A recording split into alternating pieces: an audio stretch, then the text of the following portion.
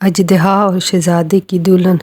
ایک ملک میں ایک بادشاہ رہتا تھا۔ اس کے 7 بیٹے تھے۔ بادشاہ کی خواہش تھی کہ میں اپنے 7 بیٹوں کی شادی ایک ہی گھر میں کروں گا جس کی 7 بیٹیاں ہوں گی۔ اس کے لیے اس نے ایک شخص کو کہا، تم جاؤ اور ایسا گھر تلاش کرو جس کی 7 بیٹیاں ہوں۔ اس شخص نے تلاش شروع کر دی۔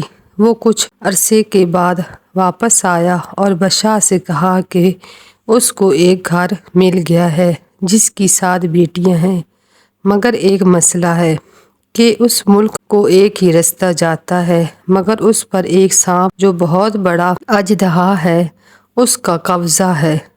وہ لوگوں کو وہاں سے نہیں جانے دیتا، ان کو مار ڈالتا ہے۔ بادشاہ کہتا ہے کہ جو بھی ہو، میں نے اپنے بیٹوں کی شادی اسی گھر میں کرنی ہے۔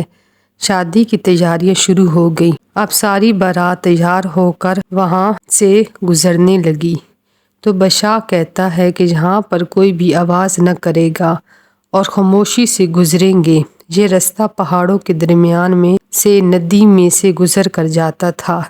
ساری بارات وہاں سے گزر آتی ہے۔ اب شادی ہو گئی اور دلہنیں لے کر واپس آنے لگتے ہیں تو پھر انہوں نے اسی رستے پر سے گزرنا تھا۔ پھر بادشاہ نے کہا کہ خاموش ہو کر گزرنا۔ جب بارات ندی سے گزرنے لگی تو اژدہا نے ساری بارات کو اپنی لپیٹ میں لے لیا۔ ڈر کے مارے سب ادھر ادھر بھاگنے لگے۔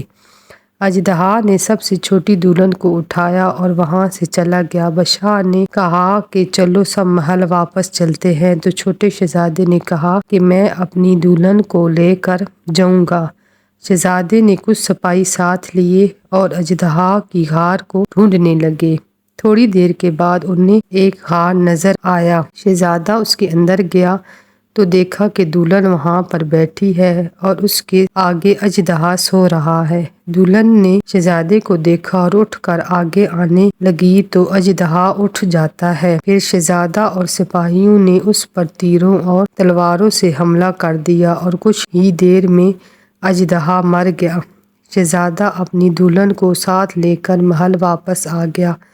شہزادے کی بہادری پر پورے ملک میں جشن منایا گیا۔